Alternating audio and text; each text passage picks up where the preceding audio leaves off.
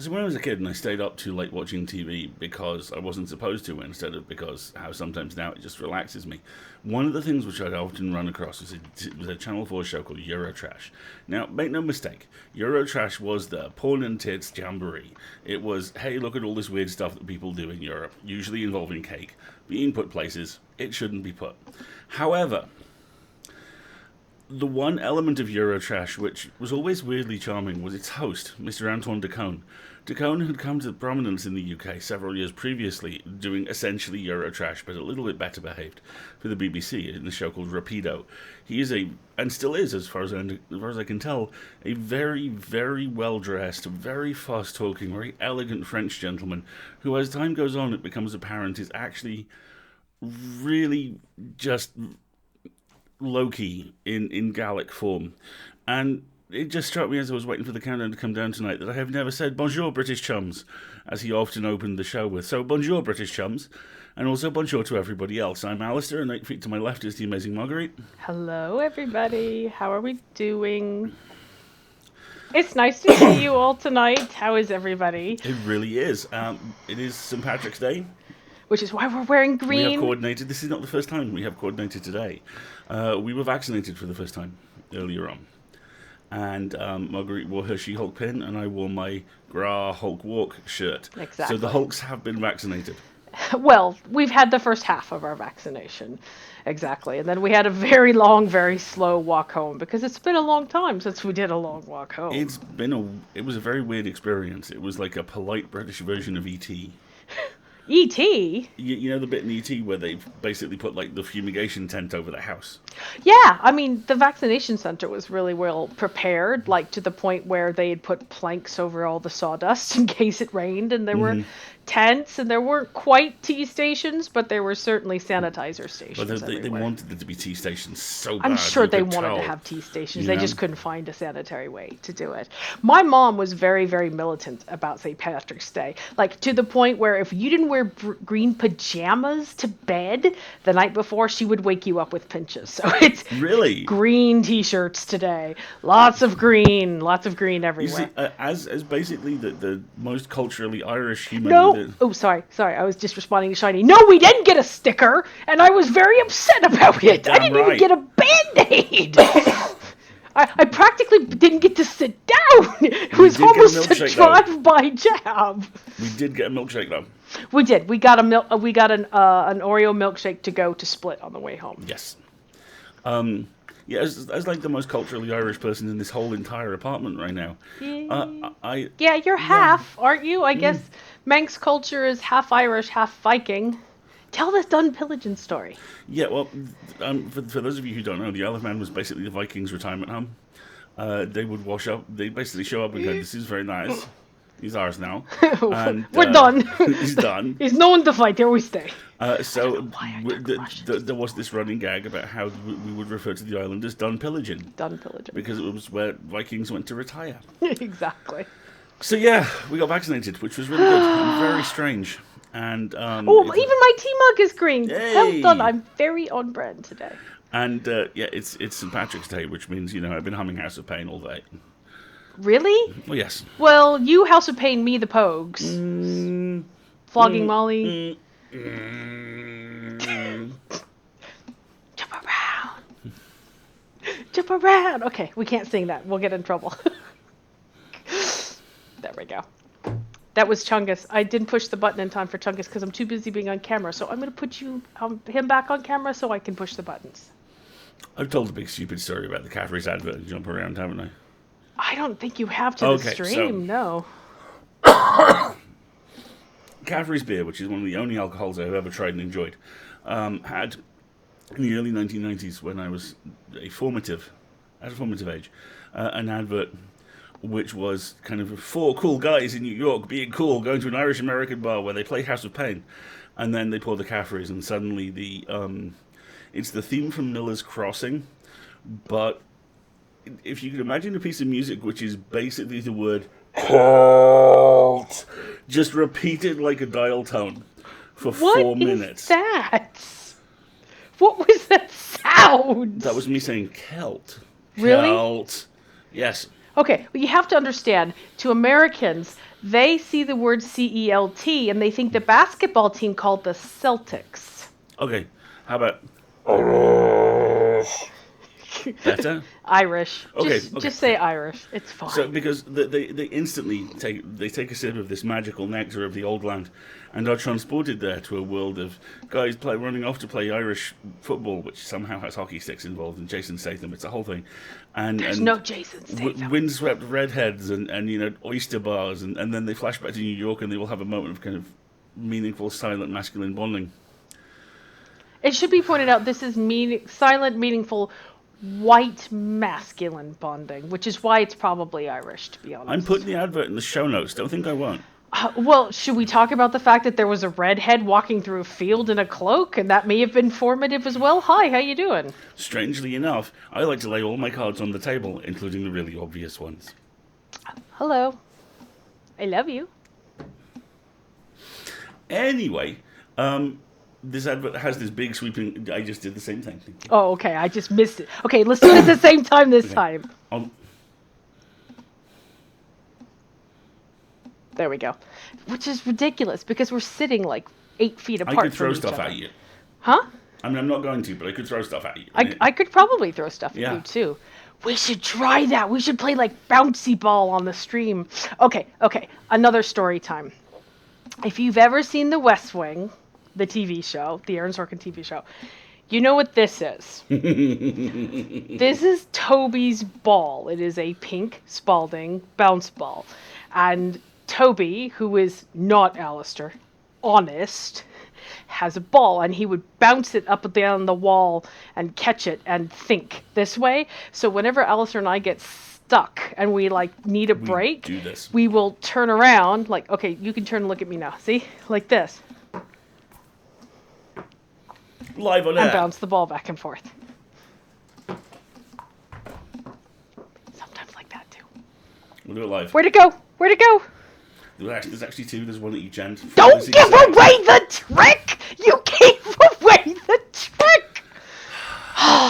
Naughty Alasdair. Anyway. Hi, everybody. Hi, How are you? Can you tell we haven't streamed in a while, and so we're a little nervous and everything? Oh, this isn't nervous. This is just... Oh. Could I chuck Tapey at him? Yes, but I have to go to the other screen, so hold on a second. Except you couldn't, because Tapey's right here. Hello! I'm ready to believe you! See, I was gonna...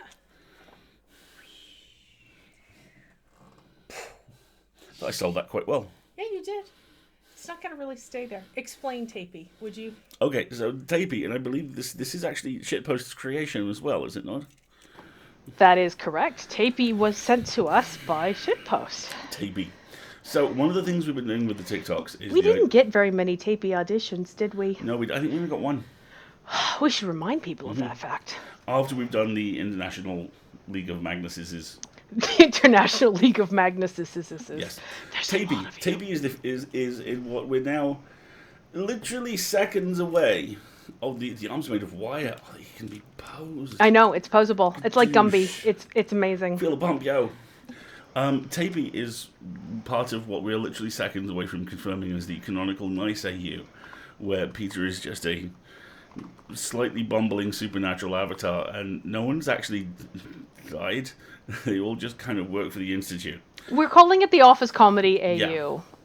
Yeah. The Lucas Office Comedy. There's an alcove on level 4, which is designated for when people need to go cry, which next week will be all of level 4.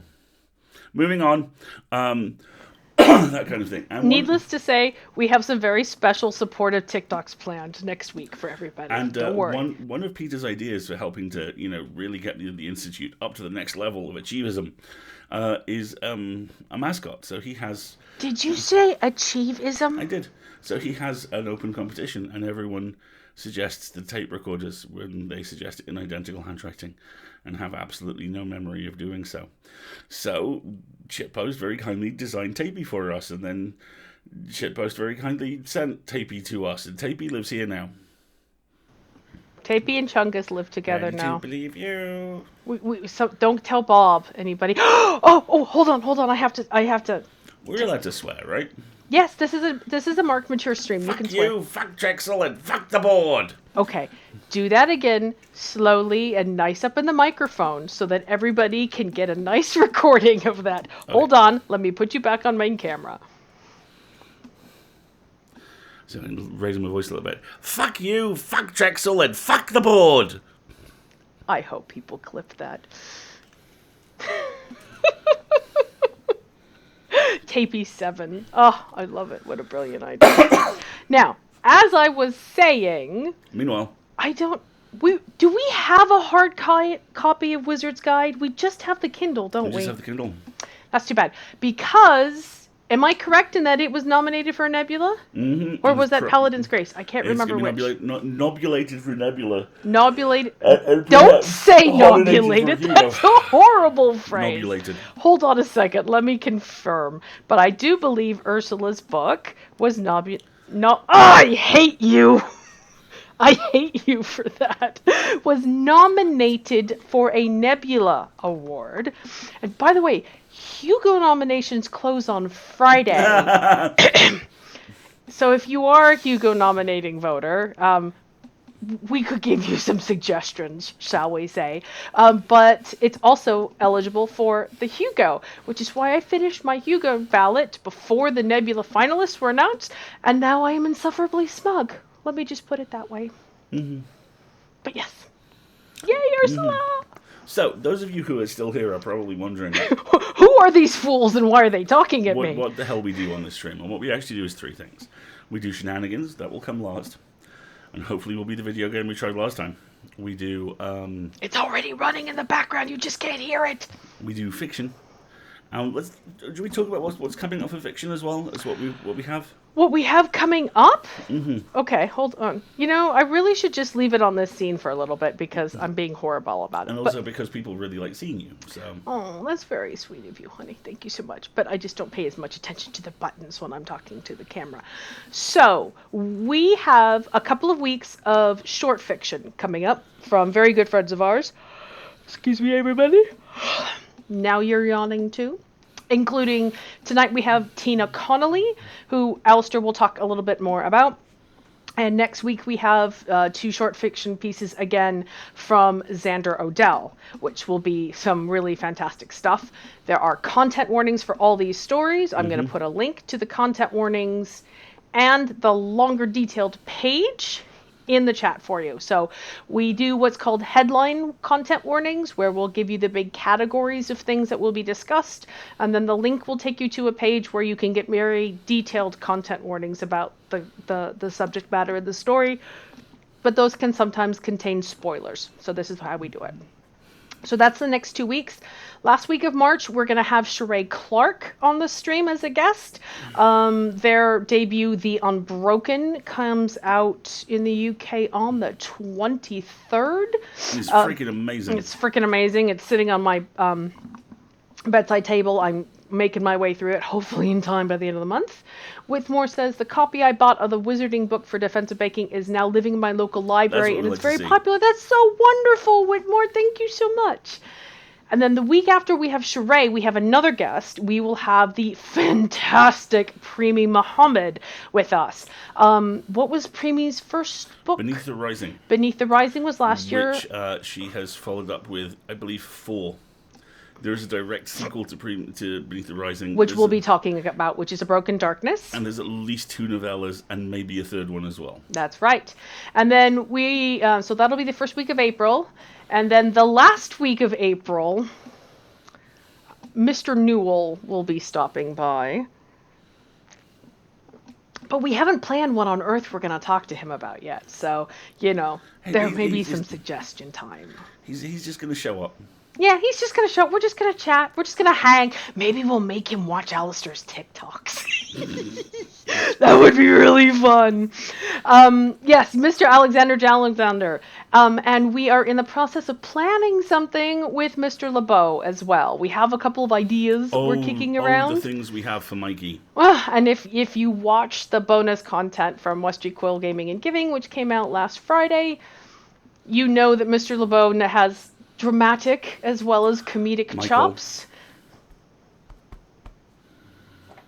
So we want to leverage that. We're putting together some ideas for monologues or one-act plays and that kind of stuff. So if you have suggestions along those lines, let me know. And then we've got more guests planned, like tons, all the way out through the end of summer. It's just a matter of nailing down dates. Our good friend Jen Williams, her crime debut comes out in July, so we'd like to have her on the stream. We're trying to arrange something with Cassandra Caw, who has another book coming out in June, and we'd really like to maybe have and invite some of the Neighborly crew on when they come into land on their first season. The other one, which I keep meaning to talk to you about, talk to you about live on air. Oh, surprise! I think we should try for Jim Swallow. Oh, James Swallow would be great value. Especially Tell folks about James. James is one of the nicest human beings I've ever met, and I've met him in the oddest circumstances I think I've ever met anybody. It was the very first convention I went to, and it was the very first panel I was on. And for reasons I've never fully understood, despite it being a panel of 5 people, the person running it took one look at me and went, him. I'm just going to have him talk. He looks fine. And threw me like every question. And this time, there was persistent rumors about a revival of famous 1970s special effects budget of what we had in the bin. Bunch of bastards in a spaceship sci-fi show, Blake 7. And bastards in a bin is a pretty good description of Blake 7. Twats in a spaceship, literally, you know. Yeah, Alasdair looks like someone, he can answer questions. That's like literally his job description. I answer questions. You look like a competent white man. Oh, fuck off. I know things about stuff. Yeah, exactly. And questions came up about this. And so I answered it and told people what I knew to the best of my knowledge. And then this whole thing was taking place in the cinema. So Jim is backlit. Was this at Edgelit? Yes. Oh, yeah. So Edgelit is this convention that takes place in... This town is spelled Derby. Okay. But if you live in the Midlands, you would pronounce this Darby. But I refuse because I'm American and there's an E in it. So I call it Derby. And people yell at me. Anyway, it's a little one-day convention at a cinema in this town. So all of the panels take place in the theater rooms, though. So they're up on the stages and people are sitting in the screens. So this guy sticks his hand up and I go, "You, sir, elaborately backlit." And James goes, "Well, I was actually one of the writers on the show, so here's what you need to know." And I was like, "Oh, my God." And he came and talked to me for about 10 minutes after that. And we've proceeded to run into each other at multiple conventions ever since. I think the last time we saw him is when we went up to Birmingham for the Star Trek convention, because he was there, and I almost said Uma Thurman. That was wrong. Una McCormack. There we go. Was there. We were blessed to see be given possibly the coolest author-constructed gift that is not a Magnus Archives gift. I hastily add. I've ever seen, because Una wrote the Tilly origin novel for Star Trek Discovery, and the Disco crew have a very different attitude towards the novels than a lot of the other stuff. And it's often pretty integral. There's only like 6 novels, and it tends to be stuff that gets folded in. Jim did the Saru one, and elements of his actually ended up in Saru's origin episode. Yeah, it was really nice. But we actually saw Una be gifted the fan-made T-shirt for the crew nickname of the ship Tilly grew up on. Like this T-shirt you can get with Disco written across the chest, which I have. And I have never seen a small Oxford academic more overcome with emotion before. It was really quite adorable. Naomi, you are correct. There is no H in herbs. Oh, we're not doing that. Oh, yes. I love how Alistair's like, no. Nope. No. Now you have to explain that joke. I'll land the Jim thing, then I'll do this, then we'll make a start. Are we ever going to start it? Okay. So, Jim it's now gone public, is one of the 2 authors who has been hired to end the Star Trek novel continuity. And this is happening in October. R10. And yes, all the spare H's that came off of herbs went into Martin. That's where they all are. Yes. Headcanon established. And basically, by the time we can get him on the show, the stuff will probably be out. And Jim is a man who is full of stories.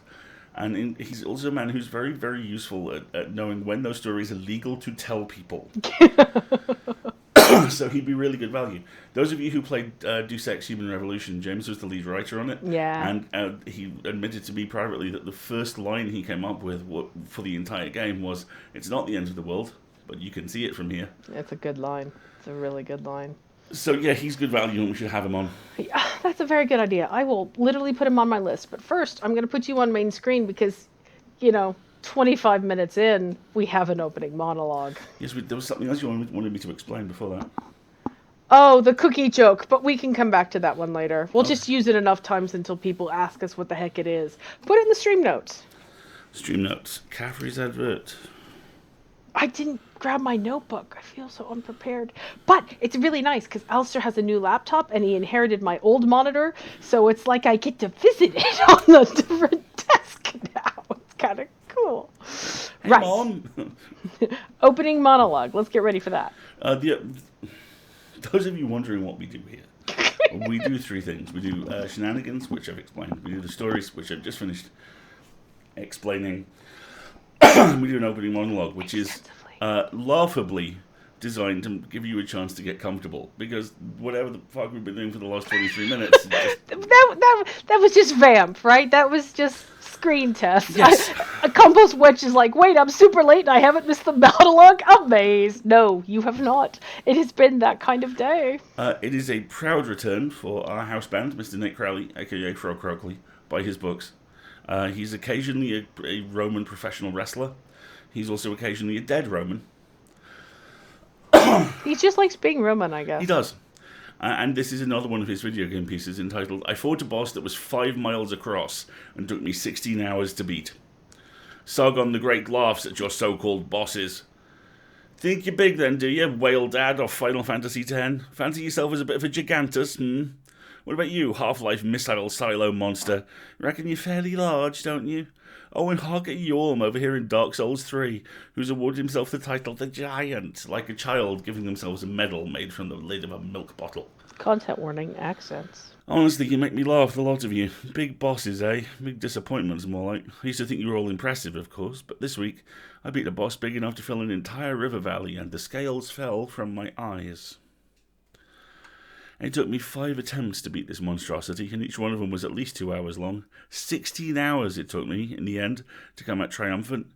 It was a duel of Homeric proportions, and the comparison is apt, given how my adversary was made out of millions of tons of bricks, flesh, wheat, and other Bronze Age stuff. I am talking, of course, about the city of Akkad, which is the 7th mission in Mesopotamian city builder, Nebuchadnezzar. You are now, no doubt, standing from your desk and roaring in furnace-hot outrage that I have been such a deceptive little horror. "A city!" you bellow, so hard that one of your vocal cords snaps and pings out of your mouth like a rubber band. "Cannot be a boss!" You try to snarl the word clickbait, but it just comes out as a grating, painful honk. I have the stage once more. Those of you who read my last post on Nebuchadnezzar would be surprised to hear I put so much time into it, given my mixed feelings on the game. It has grown on me. I have been playing it as spiritual successor to games like Pharaoh and Caesar 3, because it looked and felt so much like them at first glance, but it is not. It's a fiendishly tight Sumerian logistics puzzler is what it is, and while I still think there's a lot that could be improved, I've got more appreciation for it. Now I have a better handle on what it is that it's trying to do.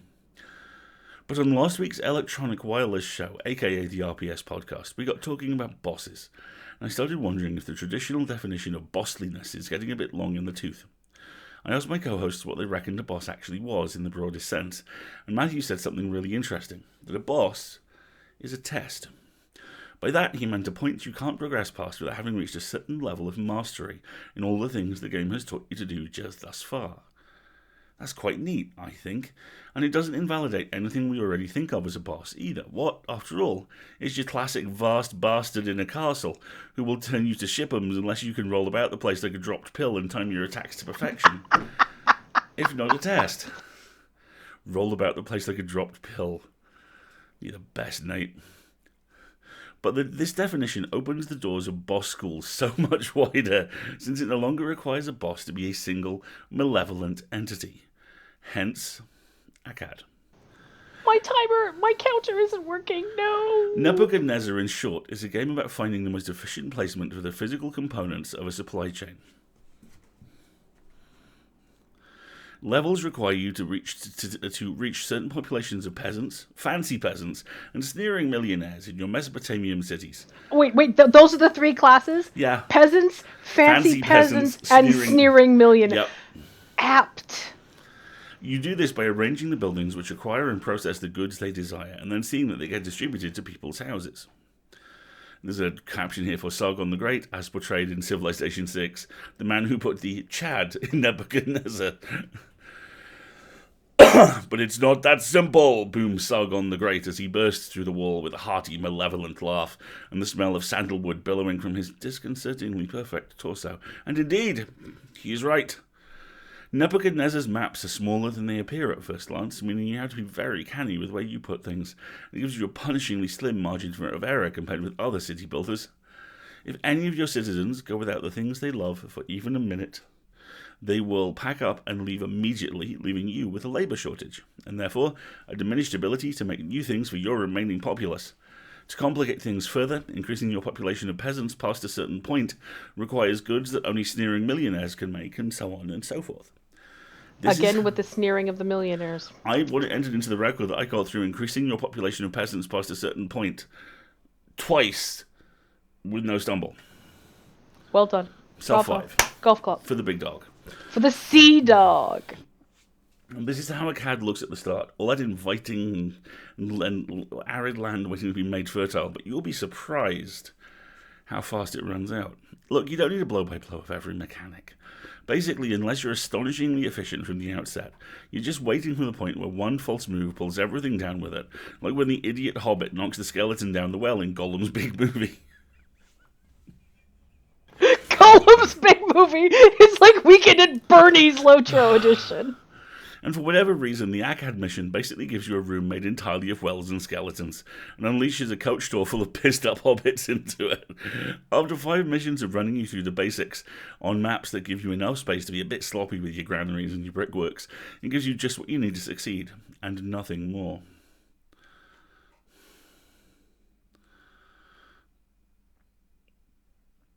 The Akkad mission gives you a room... I went into that level casually guesstimating my ratio of wheat fields to bakeries. I came out of it, by contrast, knowing the exact production rate of every building in the game, and a degree-level understanding of fictional Mesopotamian logistics. In short, Akkad had given me a point I couldn't progress past, without having reached a certain level of mastery in all the things the game had taught you to do thus far. "It was a boss," announces Sargon, grinning through a beard like a sack of brown sugar, and with a twitch of his bicep pops the head off the lion who's been holding in a headlock the whole time we've been talking. Once again, Sargon is right. I approached Akkad exactly as I would a particularly punishing foe in a Souls-like. I psyched myself up to have a fresh go each day, only to quit in frustration each time, as whatever new strategy I'd come up with fell apart. But eventually, the accumulated weight of all the shit I'd eaten during my failures gave me the momentum I needed to finally punch through that barrier. Reader, it was a heck of a feeling. And now I am stuck on level 9. Which is like a level later. Oh, by the way, we've decided that the collective noun for a group of millionaires is a sneer. I think that seems legit. That does seem very legit. This piece is particularly relevant because to me, because the game I'm playing at the moment, which is Ace Combat 7, what? Otherwise known as Alasdair plays the same level every morning and yells at it at every same time and then wanders on with his day. I'm in this exact position. I'm not quite good enough at all the things the game has taught me how to do yet. And because I won't bore you into details. Oh yeah, the phrase Sargon is right gives me highs for non-game related reasons too. Don't worry about it. But basically, there's a thing there's a thing that you need to do. And I'm not quite good enough at doing it. And I've got tantalizingly close a couple of times to finish the level. And I've actually read around it, and everyone's gone, "Oh, you're on level 7. Yeah, oh, dude, I'm so sorry."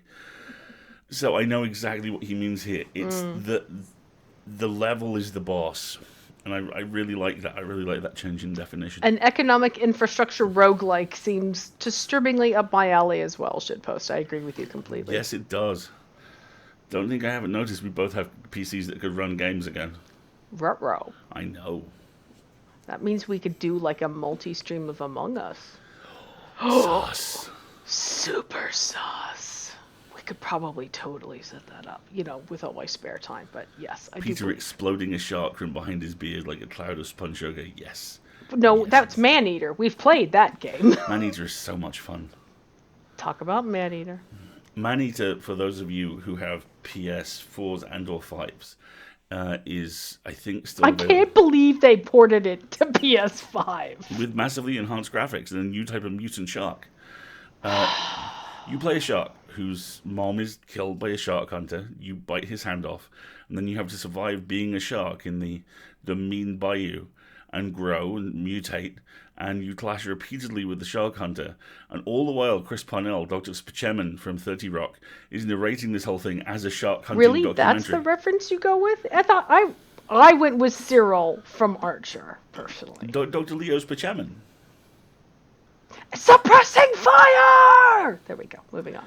It is not well at all. It is a very strange game, and it scratches a particular itch, and you'll only need to play it once, but it will be enjoyable for you. Should we talk about Tina Connolly? We should probably talk about Tina, yes. Tina Connolly is amazing in about 3 different ways. She is a fiercely gifted podcaster. She's actually the host of Escape Pod, along with me, and occasional guest appearances from Divya. And she has this incredible ability to analyze and dive down into the thematic meat of a story in a manner which is accessible and is at no point makes you feel like you're watching an autopsy. She's also got a fantastic show herself, Toasted Cake, and is just ridiculously talented author in her own right, running the gamut from science fiction and steampunk all the way through to horror and fantasy and everything in between. And she has a YA series as well through Tortine. She has a YA series as well through Tortine. Yes. And there is a story in here called Super Moms, which I am going to put a link to in the show notes, because we did it at EA as a cross-cast thing. A full cast, and it's like... And oh my god, they all had so much fun. It was so much fun. There's like 7 different people reading. It's read the full title of the story from the table of contents. Book looks like this. It's a great collection.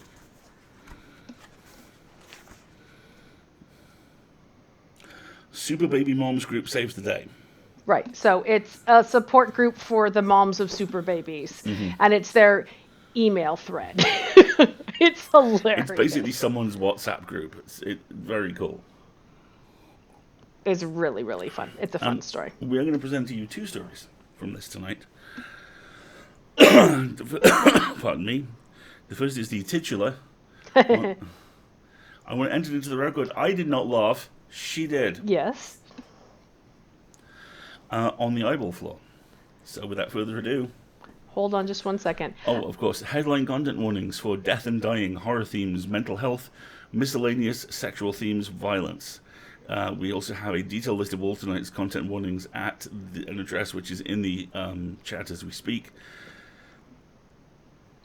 Yep. Times are hard, folks. Guard your squee.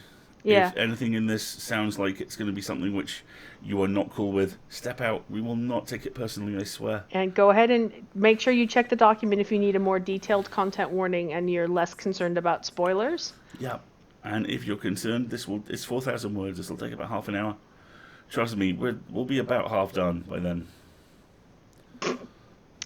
All right.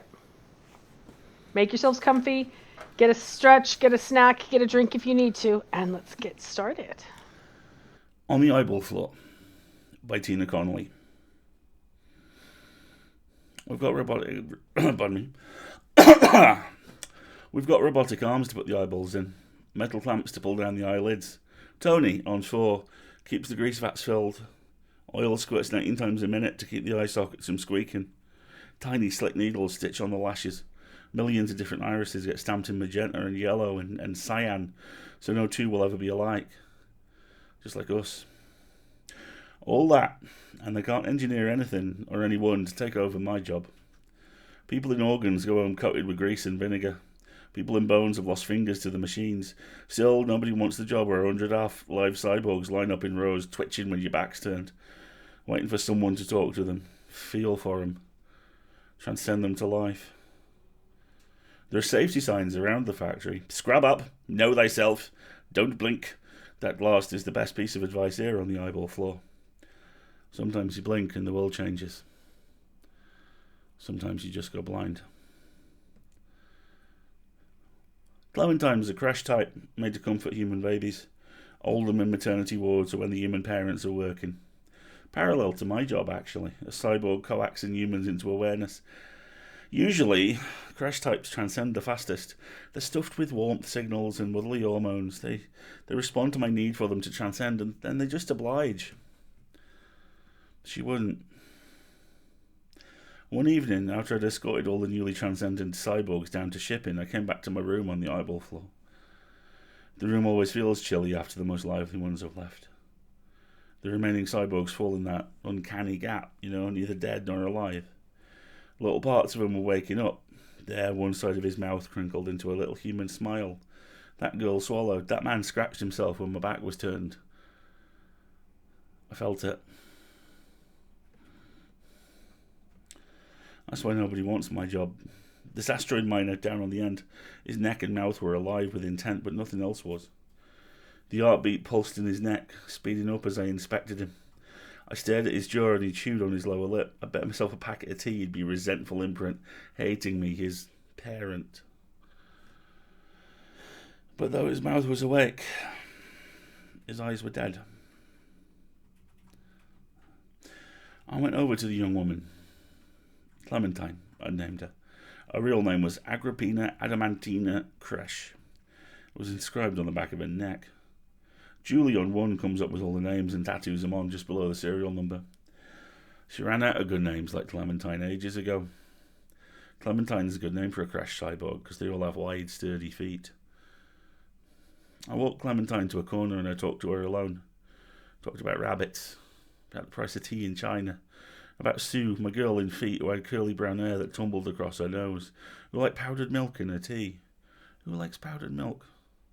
I watched the printed blue irises, the back-grown ears, the swing of silky blonde hair. None of it registered.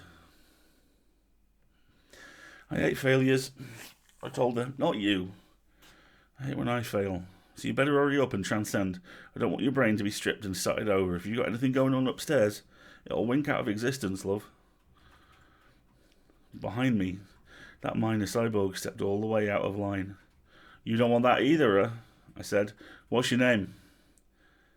He looked down at me. Hatred. Don't know. I walked around him and looked at the back of his neck. Oh, Maurizio Young, minor, mouthful. Call yourself Maury. If I want. Recalcitrant cyborg. Look, I just made the shipping run. See that crash model with the blonde hair? Why don't you see if you could talk her into existence before morning? The girl's painted blue eyes stared through us. She's hiding in there. But when morning came, Maury was carving a swear word into my desk, and Clementine was as still as the grave. If there was life, I was blind to it.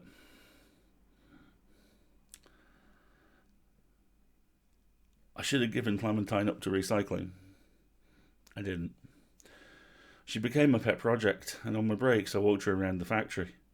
Showed her where her hands had been attached and how her blonde hair had been woven to her scalp.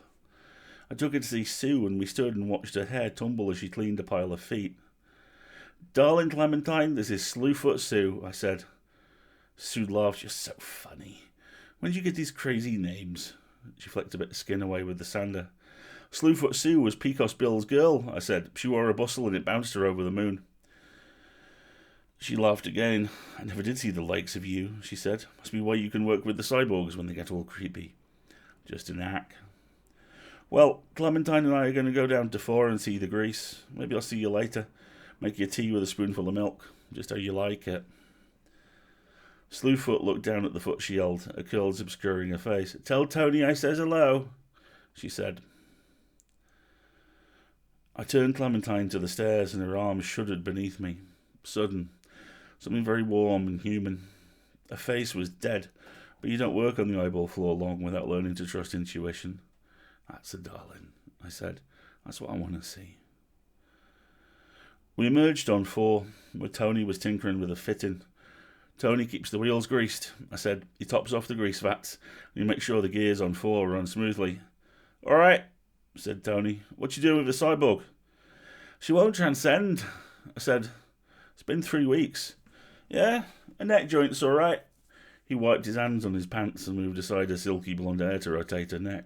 Sometimes the wires and organics get a little pinched. Tony used to work in necks, I told her. Can you tell Tony that Slewfoot Sue said aye? She was a nice girl, wasn't she? Don't talk to them in front of me, Tony said. Creeps me out. You're touching her and she's not creepy. It's not her yet, said Tony. Lifeless as a wrench. He let her hair fall back. By the way, Randy's going to be gone Monday. Somebody has to fill in on 7. I groaned. Contest. Unless you want to seed now. Pardon me? I groaned. Contest? Unless you want to seed now. Not a chance. Come on, Clementine. I nodded at Tony. Tomorrow morning? Yeah. He stared at Clementine's lifeless face. You really took her to see Sue? Sure thing, I said. After all, she's my girl. At 10 on Friday, I met Tony for the contest. When you've been here as long as us, you know all the jobs by heart, even the ones you'd rather fight over than do. Lots of people want to fill in for management, but they make me or Tony do it because we won't get any ideas. We don't want ideas. Tony likes grease. I'm needed where I am. There were lots of people in the exercise room to watch, everyone on break, standing with their thermoses of coffee or squeezes of soup. Sue stirred powdered milk into her tea, brown eyes lively with excitement.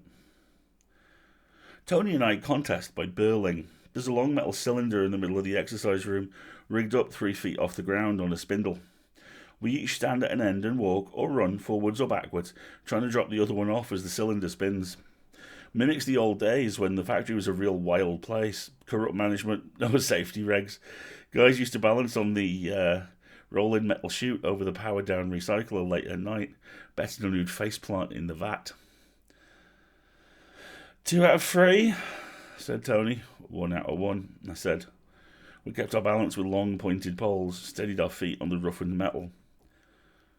3, 2, go, said our ref, and we dropped the poles, walking forwards on the metal cylinder. Good Berlin's about clever balance and sharp focus. Watch your opponent's feet and do not blink. We weren't even in skill, but we fought anyway, because I couldn't let Tony win without a fight. Some people bet on me because they like the odds. Tony's feet trotted forward. Mine kept pace. I slowed us. He sped us up.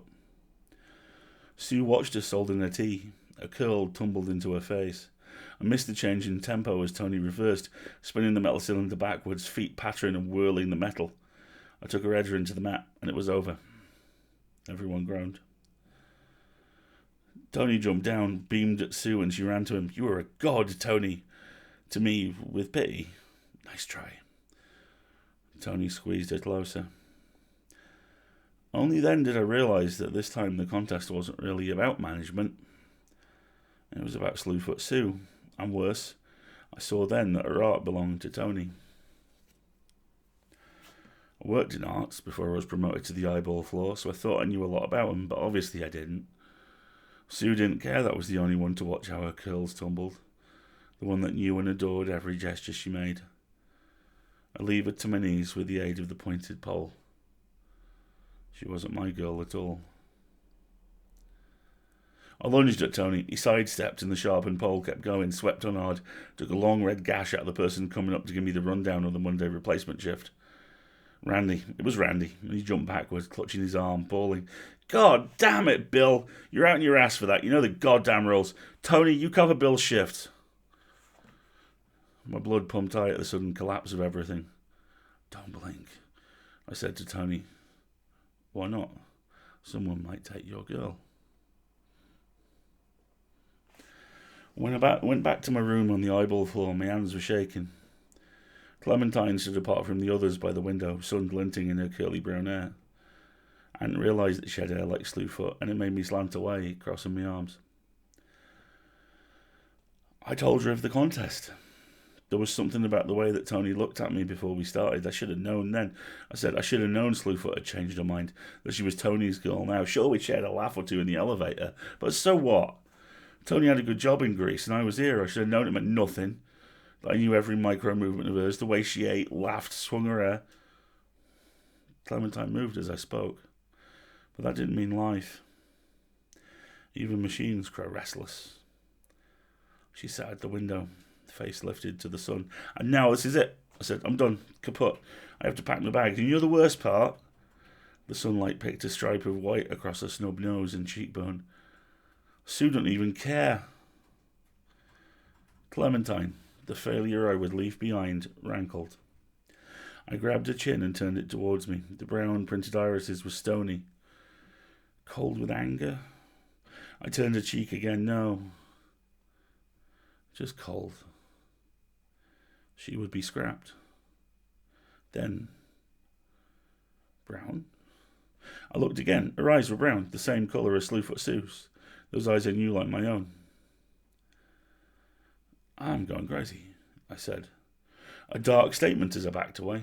Maybe if I turned now, the whole room of cyborgs would look like Sue to me, or just the girls, rows of brown curls, the boys all looking like Tony, Alking, red-cheeked. Don't blink on the eyeball floor, they say. That's the reason no one wants my job. No one wants to work the transcending, because they say out there in the factory that every time someone blinks, they lose a little bit of themselves, and when they do, a cyborg gains it. I turned, but the room was as it was, a room full of the halfway transcendent, rows of uncanny cyborgs that no one else could handle. Don't blink, said the sign. I tore it down. It laid out all the cyborgs that were close. I accelerated them and marched them down to shipping. I stayed into the late shift while everyone left except the mechanics, who fidget with gaskets in the moonlight. The room got colder and colder. No one said anything to me. No one made me go home. This one, with the Slewfoot hair and the Slewfoot eyes who wouldn't transcend, she stood stone cold all day long. The cyborgs blinked and laughed around her. Someone was mocking me with her. I marched up, I shoved her head to the side and rummaged through her scalp, looking at her roots. Now that I looked for her, I could see where her first hair was ineptly sheared away. It looked like someone cut off her straight blonde hair and stuck her head back in the growing vat to get it re-woven. But it was poorly done. It was uneven. Hair roots sprang from the top of her left ear. Her eyes, now brown, I'm sure they were blue. The signs were plain, great gouges around her eyelids where someone scraped the old blue out. What a waste, just to drive me crazy. I'm already half crazy from the eyeball floor, and who did it? Tony? Yeah, this Slewfoot doppelganger was my failure, and I would get rid of her before I went. Either she would be recycled, or the threat would shake her. Fear makes transcending happen in the big sleeps. That was a disgusting tactic. I dragged Clementine to the basement, to recycling, pointed out the iron shears, the pipe wrenches, the acid. The recycler vat where I would dump her for someone else to deal with. In her case, it wouldn't just wipe her brain. It would detect her scarred face and remove her head, starting over. This is your last chance to tell me if you're in there, I said. Her arm shuddered in my hands. She had to be close, so close. I hung her over the rollers that led to the recycler vat, pushing her face towards them, hating it. Tony will do this to you if I don't. Tell me.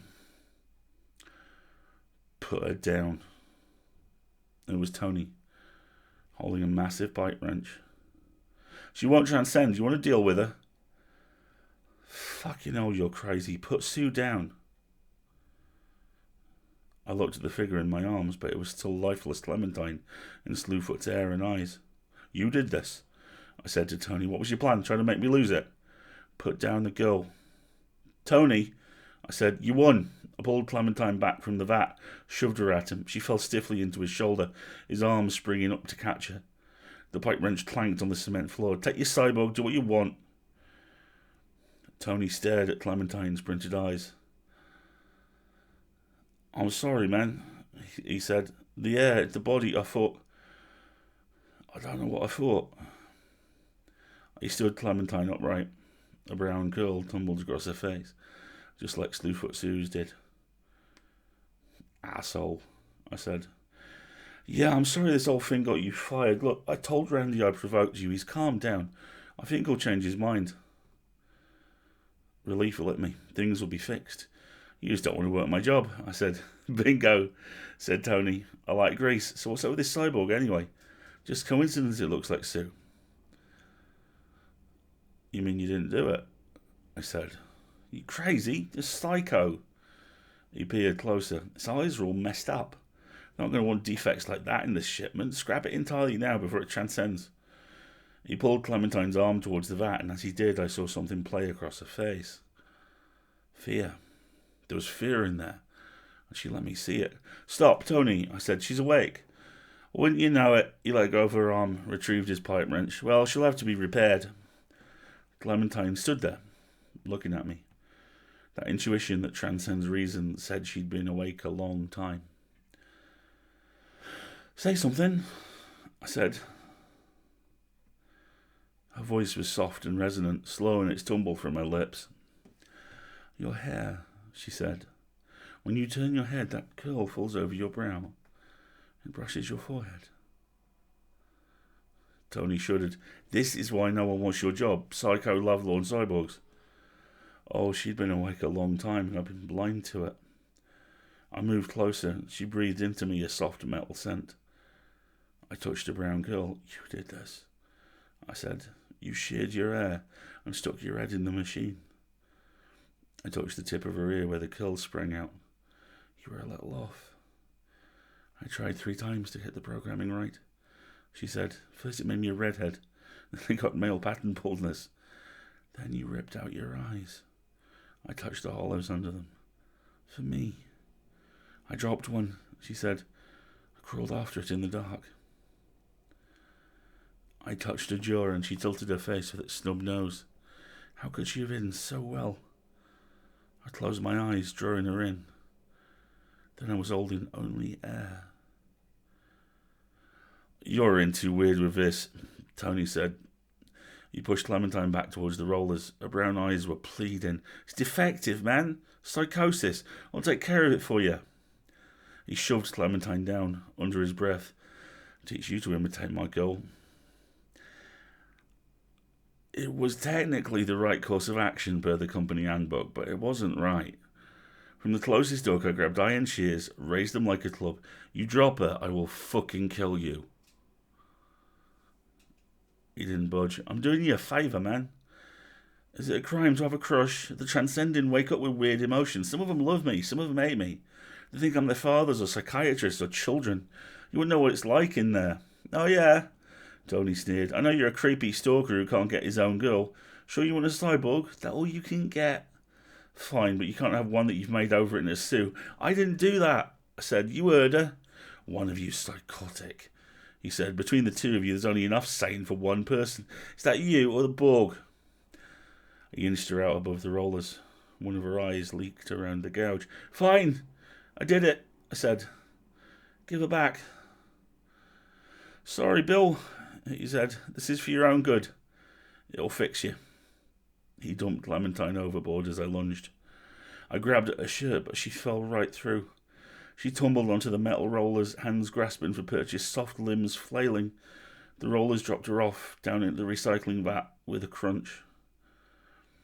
I turned, swinging the shears at his head. They caught Tony's cheek as he danced backwards, opened up a shallow curve. Red dripped onto his shirt. All right, for real this time, is it? Tony raised the pipe wrench. This time I won't stop her watching you faceplant. This time there's no manager to protect you. I lunged again. He blocked my shears with his pipe wrench. The clang echoed up my arms. This is for Sue. This is for Sue, he said, and his wrench slammed into my side, knocking me to my knees. And this. And his wrench slammed against my hand, knocking the shears from my grip, shooting spasms up from my fingers.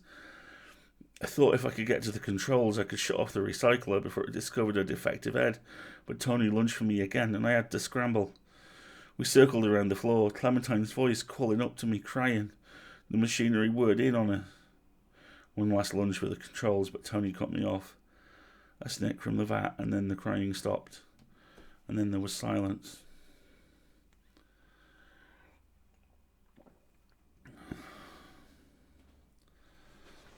I grabbed the shears with my left hand and swung at Tony. He backed away, laughing, parrying with the wrench, but the blades opened and a wild arc sliced the skin of his knuckles, knocking the wrench from his grasp. He swore, back towards the vat, and there was nowhere to go. I swung, the shears open wide. Tony jumped out onto the metal rollers. For an instant he ran them, as fine and easy as any of our birling contests. For an instant he hung suspended over the recycler. For an instant he looked at me with triumph bright eyes. Then his foot slipped backwards on metal and he tumbled forward into the vat. He scrambled up. Bill! Bill, get me out! I watched the machines surround him. His hand was dripping where I had sliced his knuckles. You can have Sue, let me out! I didn't want Sue anymore. I wanted Clementine, whose headless body was lying in the sorting bin, whose head had been absorbed and reduced to elements. The machine sized up his hand as defective, and with a slice and pop took it off, cauterizing its end. Tony screamed. The machine closed around him, its metal reaching for his face with the slice sheared out. In that moment, I looked inside myself, and I saw that I held Tony's fate in my hands. That I loved that knowledge. That I could kill him. I stared into his eyes, and he knew I knew it. And only then did I get up, scramble to the machine, power it down with shaking hands. Only then. I still work on the eyeball floor. There was an inquiry, but Tony remained silent. The company paid for a new hand for him and safety measures for the recycler, but Tony took all the money instead, screwing a metal hook to his wrist so he could keep the grease fats filled. He built a house for Sue when she left feet and had babies and went grey in a year. Every time I see Tony's hook, I close my eyes. I still work on the eyeball floor, transcending the cyborgs, but I've lost my edge. I'm frightened like I never was before. Frightened of the cyborgs that stand behind me, hiding behind their printed eyes. You see, every crash model that comes through now, I wonder if its body once belonged to Clementine, but if she's come through, I can't see her. I'm blind to the cyborgs and the passions they imitate, to the way they steal from humanity with every blink. There are signs on the eyeball floor. I drink my tea with powdered milk and watch them from behind my eyes. Some days the signs keep me sane. Know thyself, they say, and I do. Oh, I do. Don't blink. I need to look up when this story came out and when the first Weeping Angel story came out from Doctor Who. And see what the crossover is. Yeah. Yes. And see if there's... I'm so conflicted about this story because I like the chat. I was like, okay, Tony needs to die, but he's the one who gets to live and Clementine doesn't. And, Tina's so good at that whole... It's not quite surrealism. It's just on the edge of it, but it's just, it's such good stuff. Within it's yeah, that's right. It was an escape pod episode. Yeah. It's like Brazil. It's like the Terry Gilliam movie Brazil. It occupies this liminal space between about 6 or 7 different genres, and it does all of them horribly and horribly well. Yeah. Just a warning, I think, ahead of the next story. Take that and build on it in terms of content warnings. So if you haven't, I will put the link in the chat one more time because the next story takes it a step further.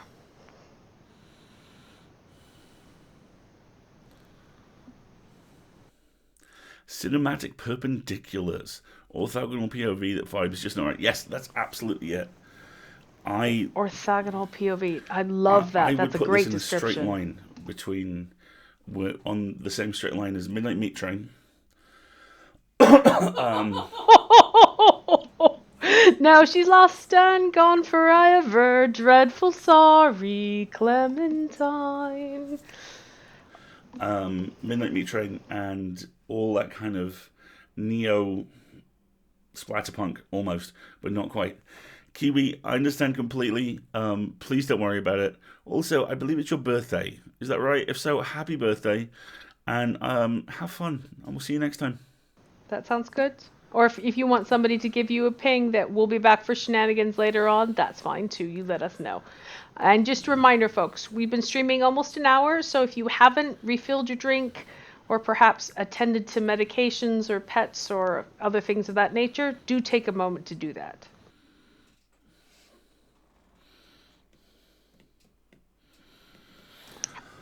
You want to press on?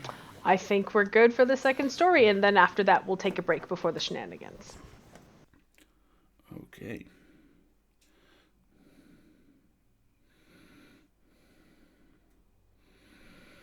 Turning the apples? Turning the apples. This story was on Pseudopods. I'm trying to remember when. It was Pseudopod 177. I think it was. Eldritch, that sounds like an allergic reaction. Keep an eye on it, and if it's a problem, yeah, that's maybe a call 911. But I hope it's okay. Turning the Apples by Tina Connolly. Get yourselves, says Show to the streaming tourists. We've done the content warnings, right?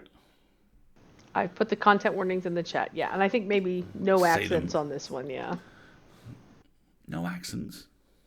Okay, but maybe a side character, not a main character. Okay.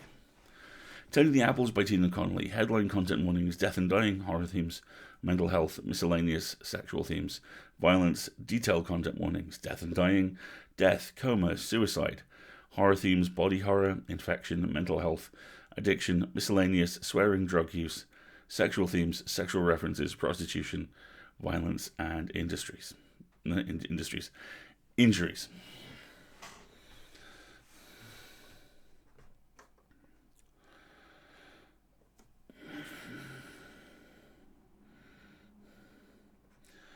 Get yourselves, says Show to the streaming tourists. New world, need a cell, get 'em here.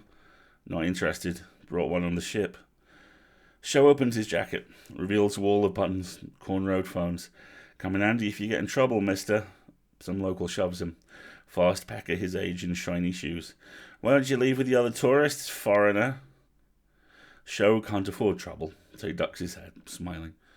When the local goes by, nabs his cash flap. Swore to Mac that he wouldn't, maybe, but that was before 6 months of taunts, before it was driven home that honest hawking is a recipe for no food, no cash, no ticket, off. Hand on his sleeve and he whirls, cell into cell sticking out with blades ready to take the thug if he has to. But this isn't a regular thug, this is Double Job Johnny, and that's bad, because the only time Johnny comes to see him nowadays is for Hawk. What's up? Show says all cool. His hand retracts to his pocket.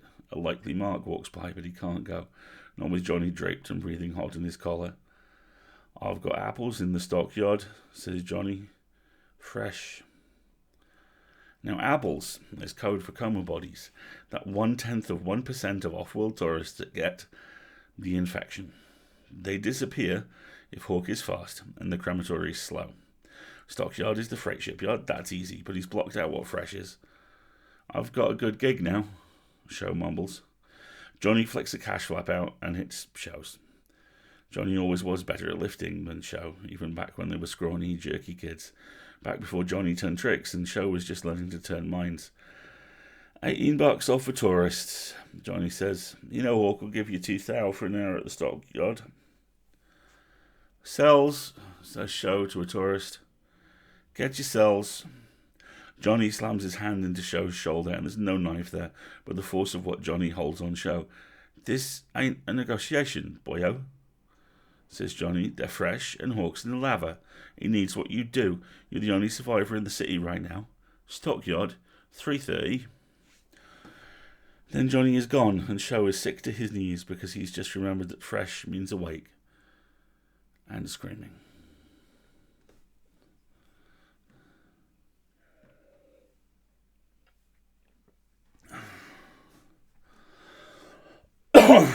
Fuck you, Ben, says Hawk. It's 3:31. after Show spent the last hour looking for them. In the moonlight, the shipyard is a mountainous dark, the whir of generators vibrating in his ears. It might cover the sound of fresh apples. He tries not to listen. Listen, boyo, turn them for us fast, just like the old days. Johnny says you need cash. The problem is Show's jonesing now. The touch of his mind into the coma bodies is something he has tried, like hell, to forget, but they press into his grey folds like a million firsts with a million new girls, touching his mind with vibrations hot and sweet and fleeting. He's been clean nearly half a year. So long. Too long. The coma bodies always come in waves. The wave of tourist season, the wave of Hawk finding new suppliers. There are 5 props sitting against a hangar wall, leaning on each other, and they are screaming. The worst kind. Hawk's got dirty rags in their mouths, but their cheeks are taut around it. At least someone's closed their eyes. Probably Johnny. Hopefully Johnny. What do you want them for? Never mind that. Show shoves hands in pockets.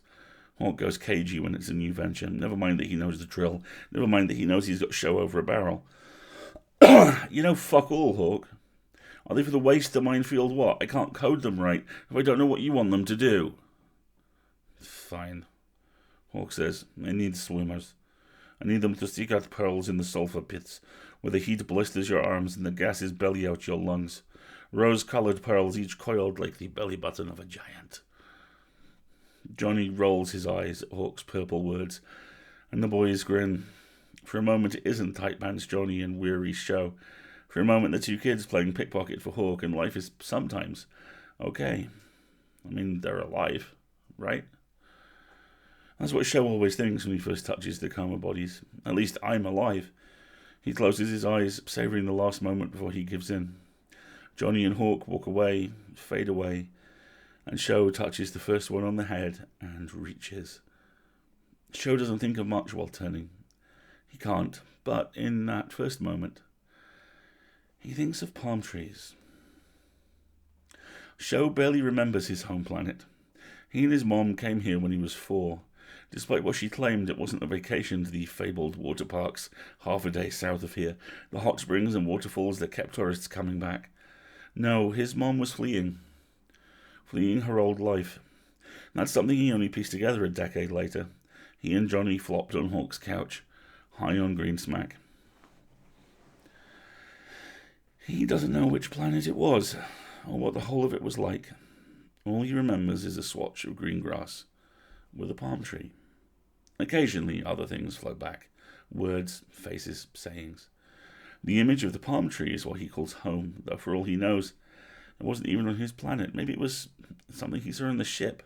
Maybe it was a cardboard palm tree, a carpet of plastic grass. Maybe he sat there and waited for his mom to come out of the ship's bar. He tries all these images on till the palm trees disintegrate in swimming and pearls and pure white nothing, and he still doesn't know. Last coma body turned, and now the 5 are all turned, ready to dive for pearls for Hawk. Show's full of buzzing aftermath, his mind panting like he's jizzed all over him.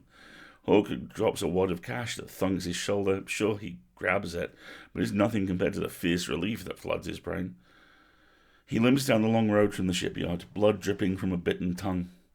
He thinks he'll avoid the street for a few days, lie low, score some green smack.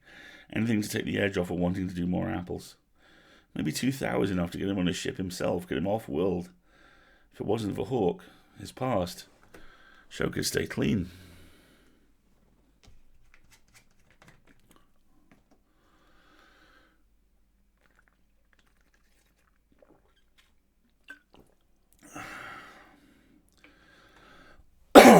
It's cold out here in the early morning.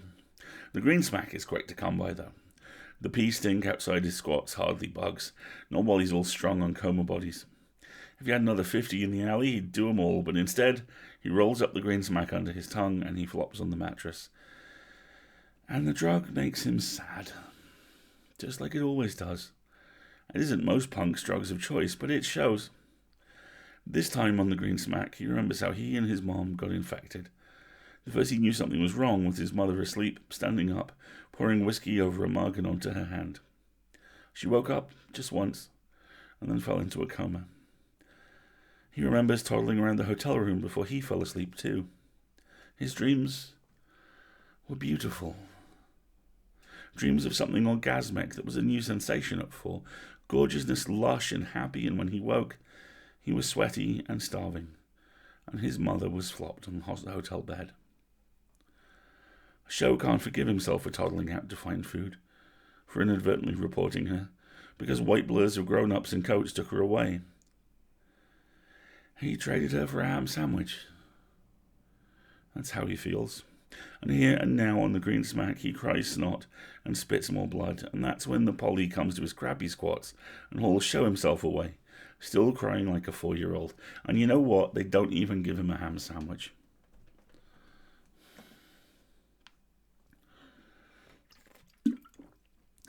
At the brick station, Mac stretches and sighs.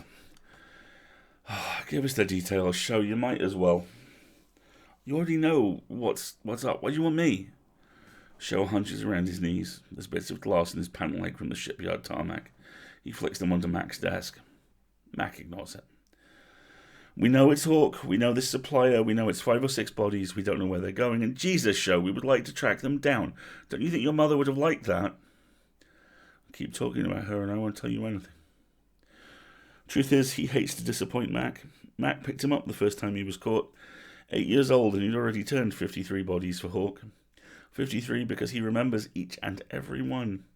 Mac cleaned him up, got him in a foster home, a decent one where they didn't hit you. But when Hawk came to him with more apples, Sho went straight back. I know you've been clean half a year, Sho, says Mac. I was rooting for you. What's Hawk gotten you that you can't resist? Just the money? Sho lies. I need to eat, don't I? Join up with us. Mac says, help us hunt down these assholes. Rescue other tourist kids who survived and got caught up in this. Don't you wish you'd never known what it was like to touch their minds? Of course he does. But so what? If I worked for you, they wouldn't tell me what they were up to. Duh, he says. Mac rises and cracks his back. Looks out the window at a grungy building a metre away. It's painted red brick like so much of this port city, like a fleeting bright colour will slick over decay. There's a rumour, Mac says, that a kid like you, except better than you, a fighter, has managed to undo the damage. Sho's heart pounds so hard he thinks he can't hear Mac. All. Wakes them up. Mac's voice does that measured thing. She says it hurts a bit, but the rush comes later, like a stalling for the pleasure. He twirls a pen. 2 batches in East England. They ain't letting her pass their borders for cash nor love. And how to be the guy we know here trying it. His eyes catch Sho's. To heal them. There'll be cash for each one you turn, from the general missing persons stockpile. Awake. Alive. Okay. Sho can't breathe, can't think, because the hold that Hawk's got on him is his mom, coma cold and alone, and digging waste out in the desert. He hadn't known that Hawk had his mother for a long time. Hawk had been using another kid back in those days, a girl stranded here. Her parents had been cremated quick, Hawk hadn't got them. Girl lasted a few years, then she tried to wean herself from coma bodies with street drugs, and she lost. And that's when Johnny found Sho, his hair and skin a dead alien giveaway. You see, getting infected makes your brain rewritable. Surviving makes you able to rewrite. Not everyone gets it. Most natives are immune. Many tourists are. 0.1% is a low enough number that tourists flock in by the thousands, through the major port city and down south through the waters. The adults that get it are in a coma within 24 hours, and it's only the kids who survive. Sometimes. By the time Sho saw his mother, he'd turned 19 minds for Hawk. He remembers the first one particularly, like you remember a first girl. Or first trick. But he remembers all the others too. Don't know why you would, says Johnny. I don't remember all the men, but Sho does, and he clings to each one. Proof that somehow he is not like Johnny, not like Hawk, not like himself. This is all temporary and therefore changeable. rewritable. Sho doesn't know if he recognised his mother the moment he saw her. He wants to say yes, but the truth is there was this moment where he saw this smelly, skin-rashed woman, and a moment when he saw his mother, and the two seemed to be laid on top of each other, vibrating. 5 whole days on the street corner, and Sho's only made $12 and 2 fistfights before Johnny comes back. Apples at the cellar, says Johnny. In the cellar, says Sho. Fancy words, Sho, marks Johnny. A cellar is a basement, so if cellar's your code, you should say in, not at. He's too eager. Strange words, strange memories spill forth as he tries to hide his jittery hands.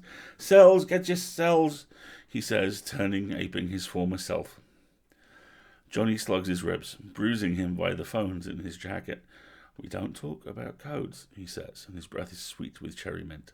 Midnight. He's gone, whistling through the crowd, and Sho pats Mac's wire in his sleeve, pats his ribs. When neither is broken, he says, get your cells, until Johnny is vanished. Cherry mint's nice. Floods your mind with sweet and your breath with sugar, but it ends touching the hot rush of coma bodies. It's a drug of choice for people like Johnny, who spent their nights getting it up.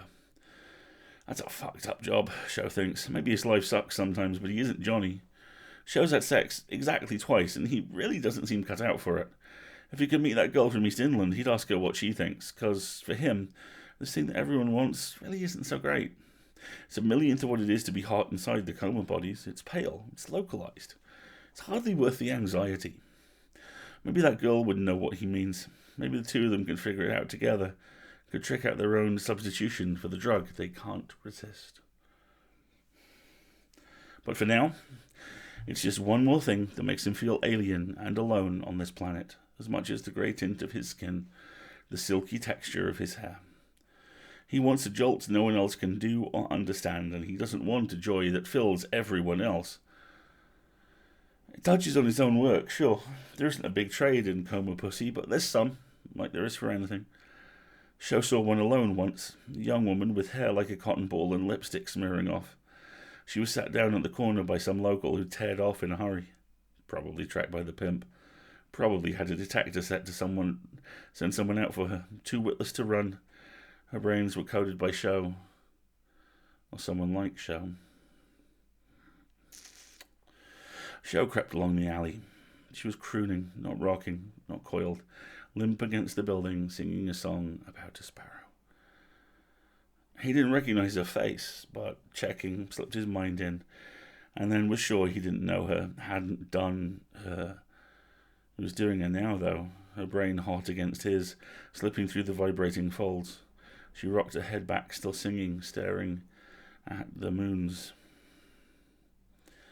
Sho recoiled then. There was an instant of pause, and then he rewrote her to walk down to the shipyard and stand under a shuttle. Now, thinking back, he thinks, could I have saved her? Woken her up? No matter how much life sucks sometimes, Sho likes it better than the reverse. He'd have granted that to the woman too, only back then everyone knew coma bodies were dead and all but their meat. So, in the end, at midnight, Sho pats his wire and drops into the cellar. It really is underground. Hawk packs in and out every time he uses it, slipping in and out by dawn. The wire is for Hawk's sake. Hawk knows he's been with Mac a lot, and Sho has never been good at hiding jitters. It's why Johnny is a better pickpocket than he is. And a better trick. Hawk pulls the wire out of Sho's jacket with a snap, laughs at Sho's expression, and tosses it on the ground. I'd be mad, but you're too lame, he says, and grinds it flat. Come on, there's apples. Cut them for waste. Sho reaches in, and when he touches the first, there's all that mad rush of vibrating brain, all that buzzing that usually makes it so easy to code the apple to do what Hawk wants. But now, following Mac's instructions, he's going to take out the buzzing. It takes fumbling. It isn't natural. It's like swimming upstream until it clicks, and then every place he feels the buzz that lets him hook in, he reverses it until the apple drains. The infection he's cutting out, it seems to fill him. It's a horrid wrong, and he twitches with it, trying to dispel the notion. At last the hook is less and less, and Show has next to nothing to hook into, then nothing, and he's locked outside. The apple's eyelids flutter, and Show quickly leans down and whispers, "Play dead." The man seems to obey, and Show quick tries the same reversal on the second, the third, slogging through as his brain tells him it's stuffed with the common body's infection. It does hurt. He does want release, but he keeps going. Holding back seems a deserved punishment. Show almost feels holy, which is another word from the past, but before Show can start the fourth, number 2 spasms. I remember, I know, he screams, and Hawk and Johnny come running. Johnny's belt's undone, Show realizes later, but right now it's all a stupid fat number 2, and number 3's too twitchy to play dead next to that, so number 2, he's up and running on shaky legs, yelling for the Polly and his wife, and Hawk shoots him. Number 1 stays stiff, but number 3 bolts and is shot. The hell did you do to them? I don't know, whimpers Show like he's 4 again and piss scared. Hawk's eyeing Show, but what distracts him is Johnny says, I know he did it. He did it somehow. And how the hell would he do that, huh? Says Hawk, and he smacks Johnny upside the head. Just because you wish you could do his job instead of your little pervy one. It must be a mutation. You, and he points into Show's face, figure out how to adapt to this or you are dead. He stalks off. Johnny, with a crumpled face, hurries after. Number 1's eyes go to him. Show doesn't know if it's like looking at someone he killed or birthed, but either way he can't stand the intimate touch of the man's eyes. Back doors past the stairs, he says, and then hurries out before he can be any more responsible for anyone. At the Red Brick Station, Show says 2 were shot, but I saved 1. It worked, and Mac believes him and hands him cash. Just like that. Mac doesn't ask the awkward questions like, what were the man's eyes like, or how Show feels now, stuffed, taut, and bursting with a mind full of infection. So Show squirrels the cash away with the rest of Hawk's money. You ready to trade again? I've got a lead on 4 prostitutes we haven't rounded up yet. Any time, says Show, and the thought is fine. If this keeps working, maybe he doesn't have to flee the planet like he longs to. Maybe he could play both sides and come out smelling clean. And that thought's a relief, here with his mind still thick with the swarming of the coma body's infection.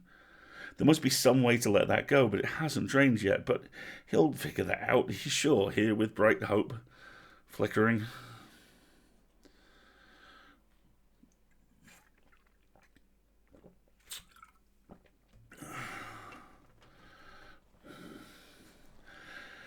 No time like the present, says Mac, and he shoves his chair back. Unless you know somewhere else we should go. Hope floods a crowded brain. Hawk's taking 1 to the desert, says Show. After Show found his mom, he started sneaking back to be with her. Not right after a coma body's rush, but 2-3 days later, when the rush had died off. Then he watched his mother trundle over buried nuclear waste and didn't know what to feel. He hated the idea, but he tried it anyway.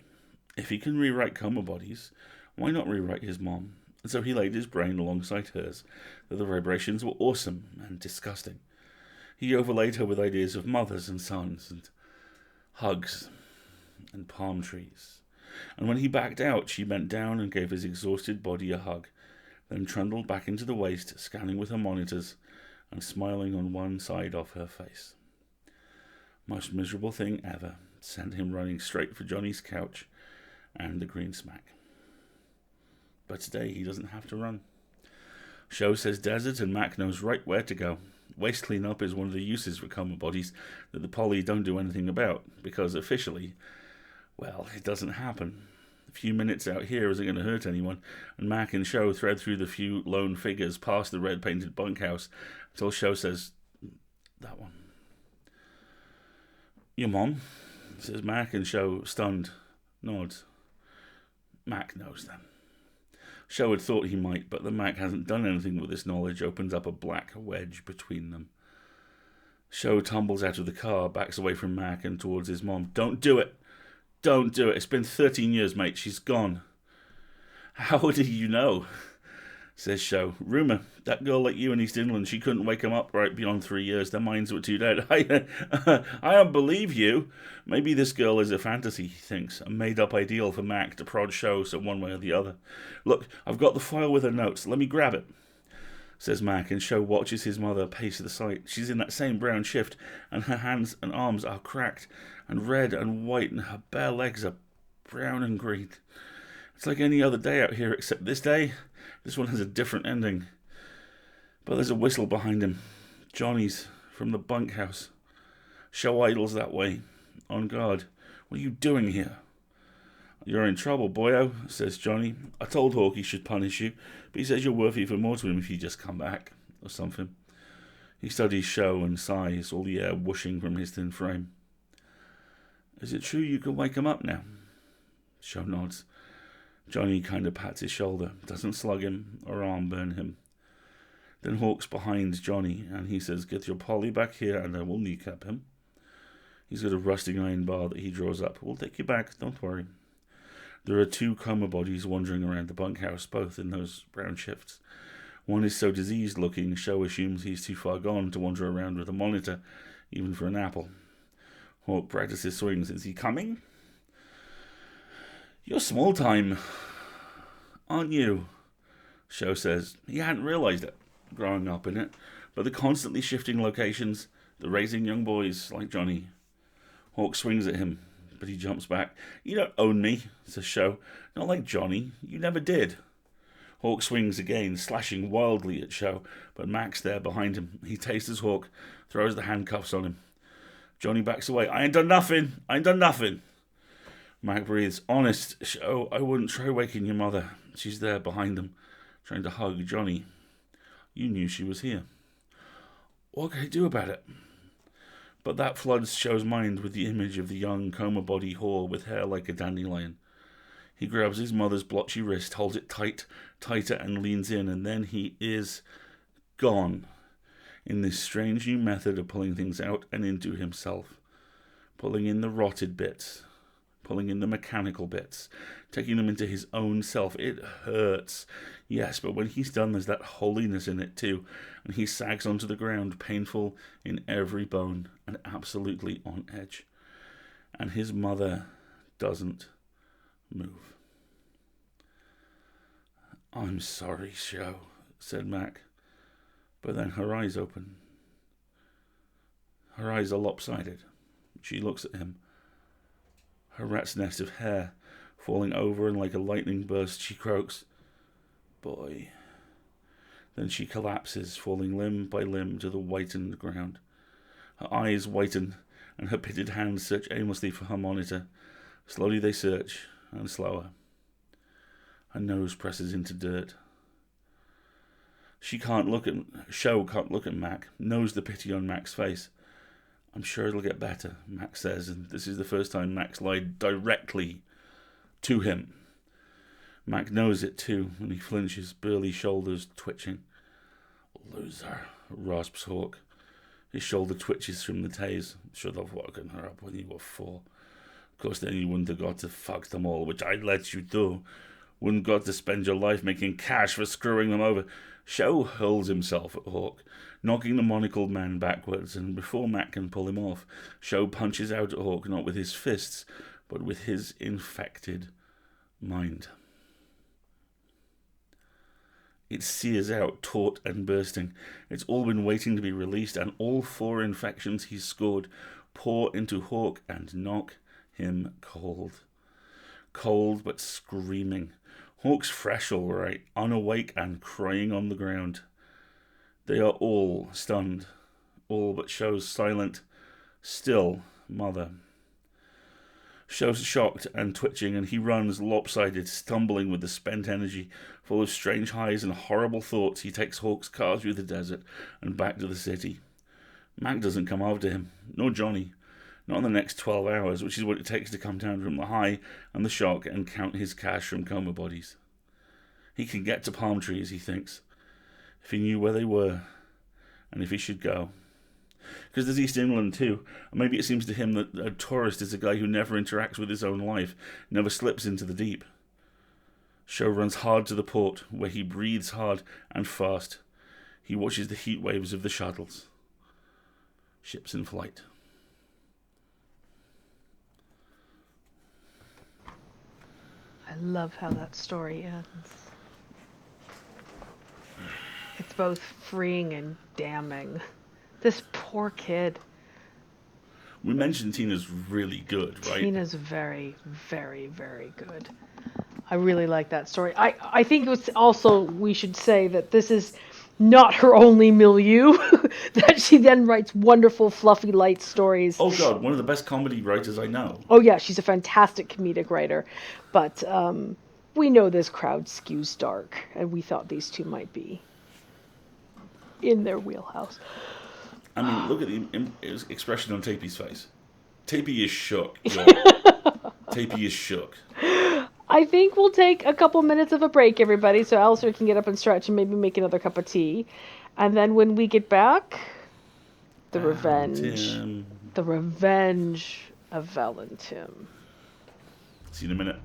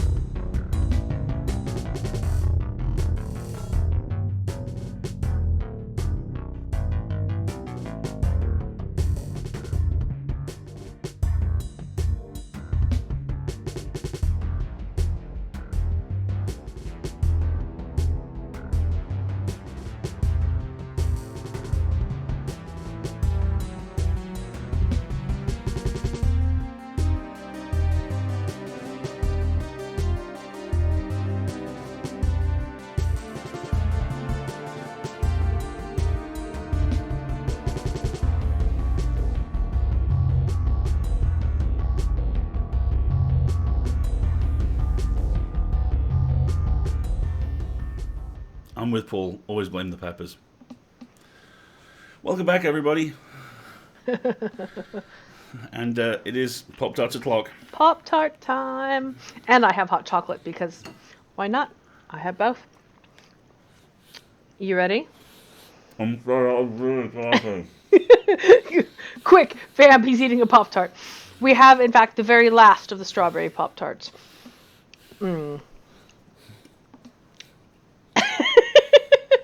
Okay, hang on. Here we go. Hold on. Alright, click the button. Woohoo! It's working! You're probably going to want to drag that over a little bit to the left. And then don't forget you need to put on your headphones so you can hear the game music. Is everybody hearing the game music okay, I'm hoping? I'm not. You should. Uh-oh. I'm hearing it. There you go. Yeah, I'm hearing it. Alright. Do you need to turn it up a little bit? Or are you okay? I think I'm okay. So, for those of you who haven't seen this before, Dream Avatar is the very good and very successful daddy dating simulator, Dream Daddy. Where did I put my notes about the game? Ah! Updated for the Magnus archives. We played through this once already. This is a rolling build. They do little bits of stuff pretty regularly. Yeah, this is basically an alpha. It's not even a beta version. I'm not sure what it is, but... And the last update was released in February and is called simply Valentine. And here we are. And now we continue.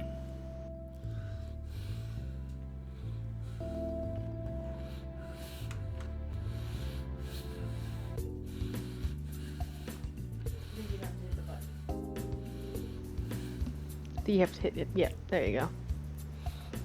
And now we will watch Alasdair intently eat a Pop-Tart. After Mike reaches the demo on RQ streams, we decided to skip ahead and write the Valentine's Day party in time for the holiday. Thank everyone for the unexpected love and support. Because of the short turnaround time and the lack of intervening in-game events you could use to build your relationships, the only person you can properly romance in this update is Tim. We have content warnings, apparently. I believe I already put them in there.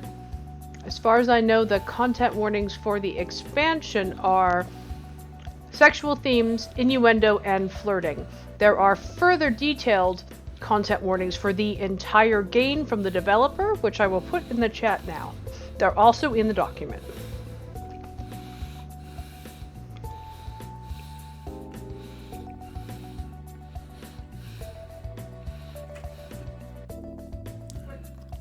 Maybe I'll read the content warnings while Alasdair finishes his Pop-Tart. There we go. Let me read the content warnings for you. So, for the Valentine expansion, the headline is sexual themes, with the more detail is innuendo and flirting. The content warning for the entire game provided by the developer are bad endings, including player death, supernatural encounters, influence of the lonely, hopelessness and isolation. Can you tell which expansion I'm hoping for next? Mild themes of sexuality, alcohol, drunken characters, food, a violent disturbance in a public setting, clowns, and or brief scenes of panic. Those are the full content warnings from the developers. But again, the content warnings for this expansion are sexual themes of innuendo and flirting. I'm sorry, clowns? That's in the full game. There were clowns. You should remember that. You read that on TikTok. Oh, hello everybody. Exactly. I believe you'll need to input your name for this. I have done. Okay. Be certain, behave. Those aren't content warnings. That's my Monday. Go ahead and read the dialogue as we go along. I wake up the next morning feeling a bit strange. It's not that I slept badly. It just sort of feels like I didn't sleep at all. Or rather like I woke up without realizing it. Thank you, second breakfast bit. That was the only one which got me. And we've just had in the chat, everybody, that all the content warnings we've listed do apply to this update. So try not to die, darling. But here we go. I have a job to get to, even if it isn't the one I thought I'd have by now. I still can't decide if it's weird or lucky how things worked themselves out yesterday. The Magnus Institute. Well, it sounds kitschy enough. Time to get ready and head on over.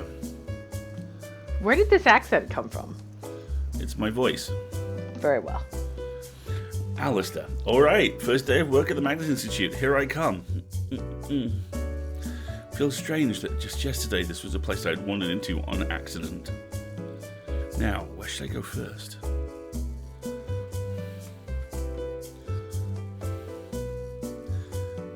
Thoughts? What are our options? I'm sorry, I can't see your screen, so you gotta read it to me. We have Elias's office, archives, and break room. So it's our first day on the job. I don't think we should go to the boss's office. What are they? The archives or the break room? Maybe the break room's got Pop-Tarts. I think the break room. I remember where the break room is, and hey, may as well put my lunch away. I'm not expecting to see anyone I know, but then... Oh hey, it was Alasdair, wasn't it? Martin is there again, mug in hand. Again. Does he work in the break room? Do they have a specifically appointed tea man at this institute? Alasdair, that's right. Hi, Martin. So you must be properly new here if you took a tour. Hope Tim didn't give you any grey hairs. Well, actually, Oh, it's not worth explaining. The tour was fun. It's great to hear. Welcome. Do you want any tea? Of course. Of course he wants tea. Yes, please. That sounds nice. Martin smiles. He's not wearing an apron or anything, and he's holding the mug and drinking from it, not standing at the ready over the kettle. He must just like the stuff. Martin, any preference? We've got black, green, peppermint, Earl Grey, chamomile, ginseng, and oolong. He didn't even look in the cupboard. I think I might fear this man. You know what? I trust you. Whatever you feel like making. Martin's face lights up, and before I know it, I have a steaming cup of tea warming my chilly fingers. It tastes like hugs somehow. I am drinking the perfect hug. If there is not Martin Blackwood Uncle Iroh fan art in the next 7 days, I will want to know why. We will also need to talk about your pronunciation of the word chamomile a bit later as well. It's almost like I was deliberately throwing that in there, isn't it? It's been noticed. Well done. So where are you working? The archives. Really? John didn't say anything about bringing on a new assistant. You are an assistant, right? Apparently, John is the boss, isn't he? So he's who I should report to. Yeah, he has a statement giver with him right now. But I can take you downstairs and help you find a desk. Sasha should also be down there. Did you meet her too? He fills me in on a few more things as we walk together. Department locations, minor office gossip, and what doing a statement even means. Thankfully, he doesn't question why I don't seem to know the basis for my own job.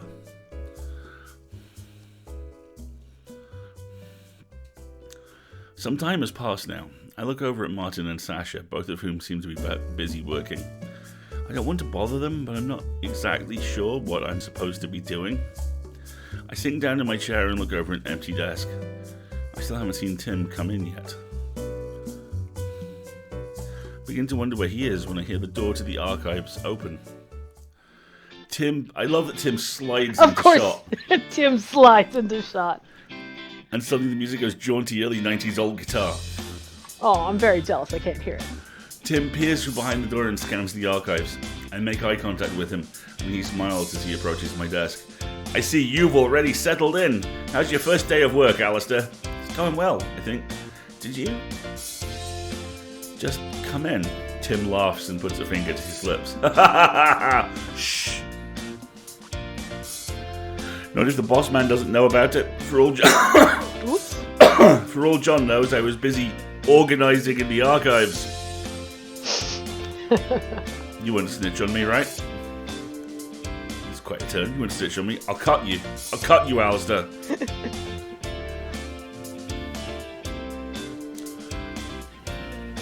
No snitching, of course. I can never betray you. Tim smiles and winks. Oh my! I knew I could trust my new partner in crime. I feel a blush coming on and awkwardly make finger guns to cover it. Did they write this for you? I was going to say, scene. I got you back. Tim laughs. How's working at the old archives so far? You know, there's rumours that the archives know the whole institute is haunted. Of course, that should only bother you if you believe in ghosts. Dun dun dun. What are our choices? Ghosts or scoff?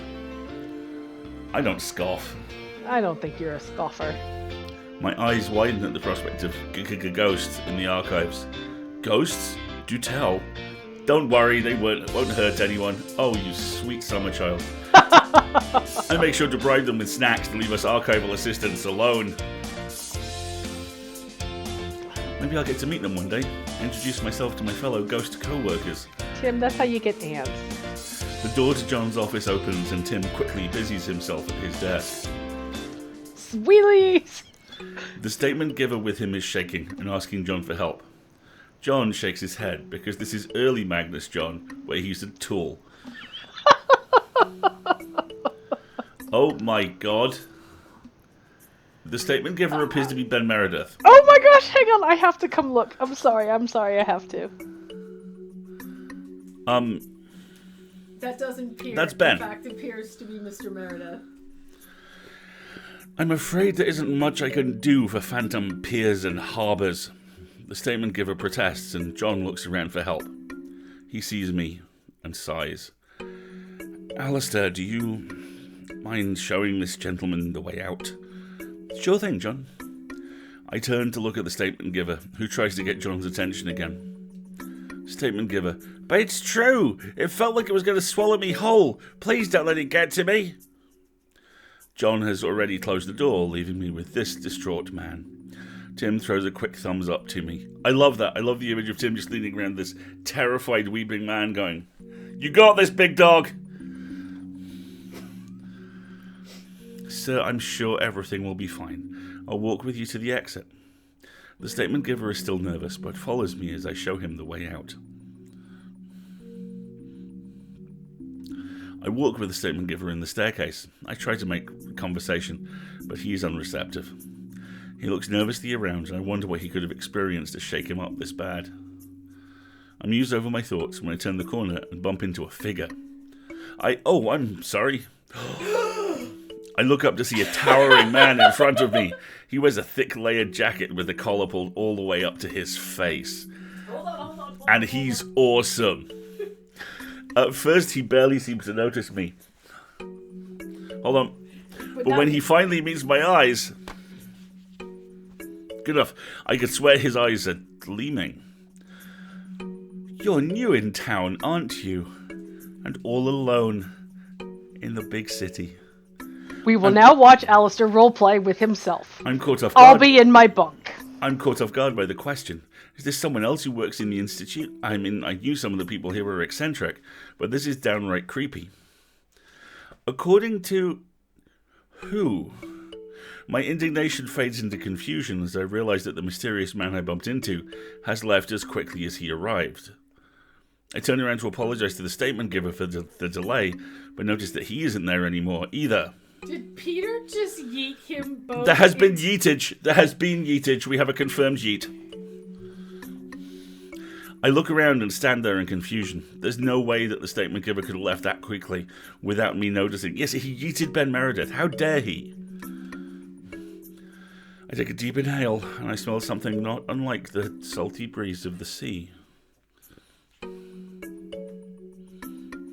Oh well, I'm sure nothing's wrong.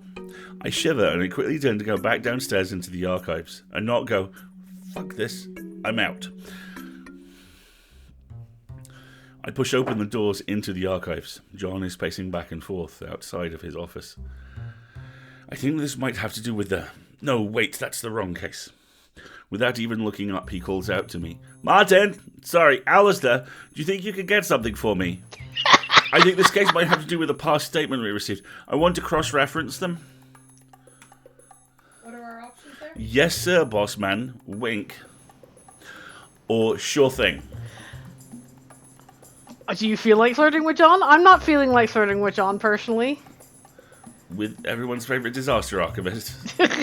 Besides, I've seen Martin in this. He's fucking huge. No way. I went with sure thing. I almost make a joke. but I decided to be professional with John. Unlike Tim, I think he appreciates the seriousness. Sure thing, John. Thank you, Alasdair. The files should be located in the section for the 1980s. 7th cabinet with all the red files next to the weather cases, but only the monsoon and forest fire ones. Monsoon. 1980s. Forest fires. I must look bewildered because John sighs and shakes his head. I think it's the closest I'll ever get to sympathy from him. Gertrude, my predecessor. If I may. Gertrude! Thank you. She truly left me with a mess to deal with. Now I have the privilege of cleaning it all up. It's difficult to be productive when all the files and cases are so disorganized.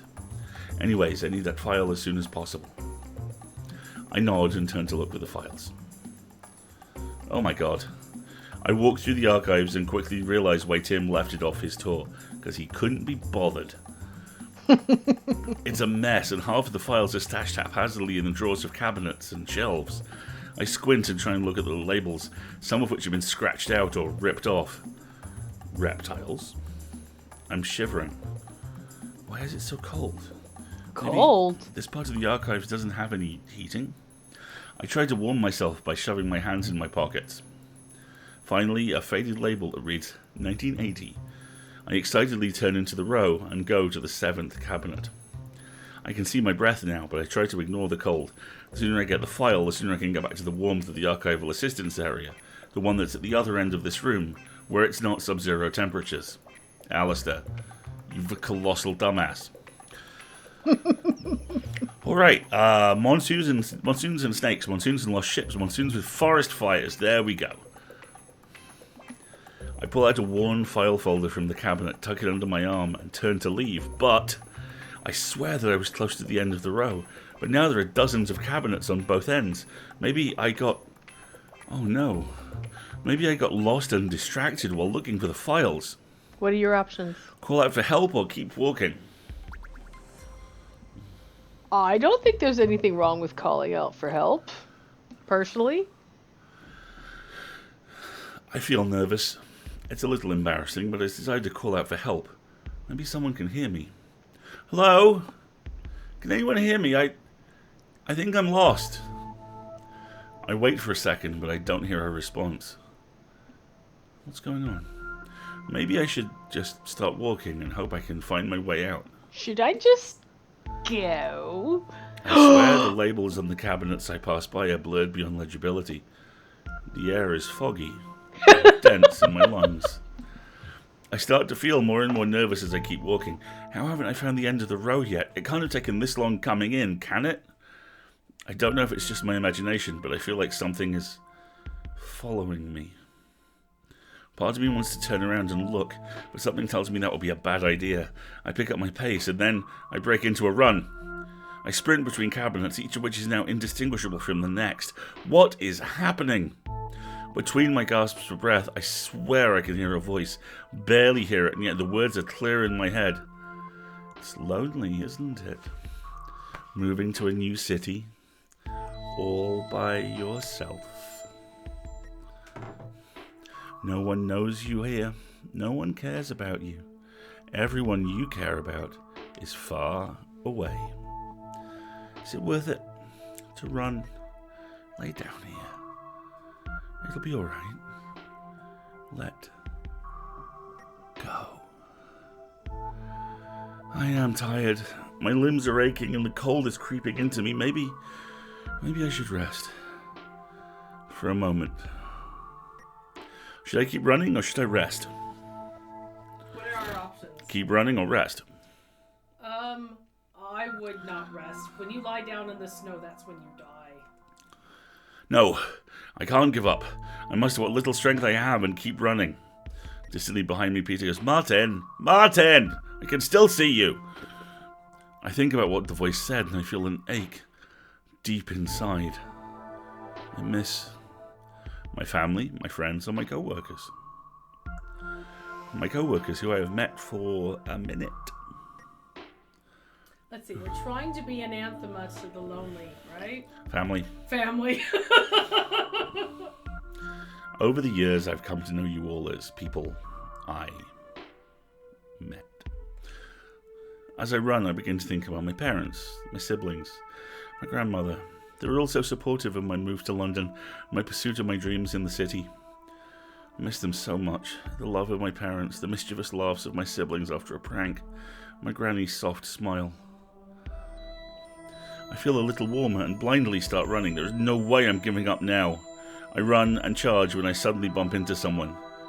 Running in the archives now, are we? Another person. I shake my head and look up. Hey! Of course! I look up. Of course! And this bitch is standing in front of me. Elias Butchard. Elias Bouchard is standing in front of me, and my face reddens as the realization dawns. I'm so sorry, Mr. Bouchard. I was lost in it. I felt Elias merely brushes something off his sleeve.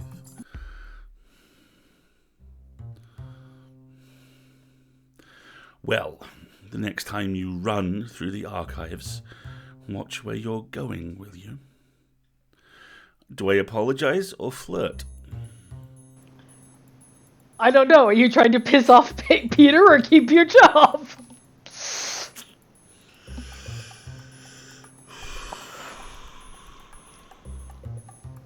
Oops. If not watching where I'm going means I'll run into you, maybe I won't. Elias frowns. I instantly regret it. Alasdair, you forget yourself. One might think we had known each other for some time. This is not appropriate for employer-employee relationships. I shall overlook it this time. But I swallow as I feel the shame flare up again. Oh, of course, I apologize. Elias turns away, and I swear I hear him say something like, should be keeping to his own turf. I have a feeling he wasn't talking about me. You just seriously got caught in a turf war between exes. As I watch his receding figure, I realize I should probably head back to John with the file. To my relief, I find myself back at the front area of the archives after only a few more rows of cabinets. I look around and don't see the others. Was no one else in the archives when that happened? I'll just get this file to John. John is bent sharply over his desk, which is cluttered with folders and papers. I placed a folder on the corner of his desk. I found the file you were looking for. Thank you, Alasdair. That took a while. I'm going to explain. What did they have? Apologize or explain. John, I think something happened back there. The shelves started stretching, and John gives an exaggerated sigh, and I stop talking. Alasdair, if this is a prank, then please save it for later. I have to get to recording this statement. Now, if you don't mind, I try to protest. Workaholic! The door. I sigh as I look at the others' desks. Where's everyone gone? It's already time for lunch. Maybe John hadn't been joking when he said it took me a while to search for the file. I can't stop thinking about what happened. There's no way the archives are big enough that I could sprint for that long without hitting a wall. I know I just witnessed something strange. Has this happened to the others before? Here's that time skip we mentioned at the beginning. More will go between these scenes later, we promise. I appreciate that they're putting in honest interstitials on this. Really... That was so fabulous. Can we just take a second and be like, oh... There's this great TikTok somebody did that they tagged Alasdair in, which is like just looking through t-shirts of divorced people wear, and I'm like, I want them all. I want them all for Alasdair. Anyway. We also have a fantastic one from the Lucas relative who is always emotionally blackmailed to show up at the weddings. And funerals. Yes. We gotta do a stitch on that one at some point. Time really does fly by in the 1980s guitar montage. It's already been a few months since I started working at the Magnus Institute, but it really doesn't feel like it, because time has no meaning inside those walls. The people here are nice, and for the most part the actual work is alright as well, even if it does get a bit special at times. It would have been nice to have some better weather, though, rather than trudging through the February slushy streets of London. But oh well. I wipe my shoes as I enter the building and... Oh, is that Sasha and Tim? Hey! Morning, what are you two whispering about? Oh, you know, just talking about the most important holiday of the year. He means Valentine's Day. I do mean Valentine's Day. Say, Alasdair, do you happen to have any plans?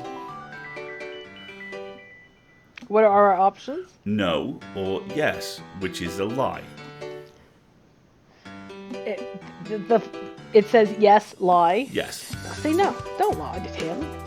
No, I don't. Why? Fear not. We just so happen to have an office Valentine's party planned. You're invited, of course. Just do me a favour and keep quiet about it for a while longer, though, yeah? It's all very hush-hush. Tim keeping something hush-hush. In the foyer at Foghorn Volume 9. Keep quiet about the secret party, Alasdair. A party sounds like a great idea. Is it like an annual thing? Sasha. Not really. Must have been a thing a few years ago, though, because we found this old box of all kinds of holiday stuff. Ooh. It's all in really good condition, too, so why not do something with them, right?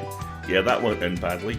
Are they haunted? Do they have haunted Valentine's Day decorations? It would be really nice if you could come.